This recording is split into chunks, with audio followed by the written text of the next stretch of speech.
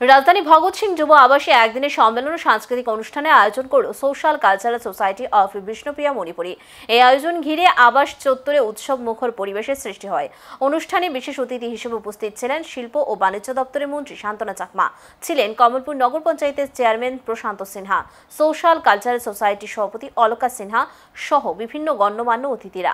আয়োজকদের দাবি, এই ধরনের সম্মেলন ও সাংস্কৃতিক অনুষ্ঠান সমাজের ভ্রাতৃত্ববোধ, পারস্পরিক সম্প্রীতি এবং বিশেষ করে বিষ্ণুপ্রিয়া মণিপুরী সংস্কৃতির সংরক্ষণ ও বিকাশে গুরুত্বপূর্ণ ভূমিকা রাখে।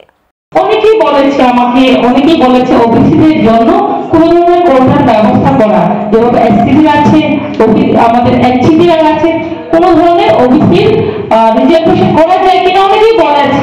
তো সেটা আমরা চাই হোক, কিন্তু সেখানে আইনের এবং আমাদের বিভিন্ন জটিলতা রয়েছে। তো সেটা ওভারকাম করে কিভাবে করা যায়, আমি আমাদের বিভিন্ন ধরনের সোশ্যাল ওয়ার্কার রয়েছেন, ওবিসি সমাজের অনেকেই রয়েছেন, ওনাদের কাছ থেকে আমরা পরামর্শ নিচ্ছি কিভাবে তাদের জন্য কোনো ধরনের রিজার্ভেশন করা যায় কিনা, সেটাই কিন্তু আমরা চেষ্টা চালিয়ে যাচ্ছি, কোনো সিস্টেম আছে কিনা।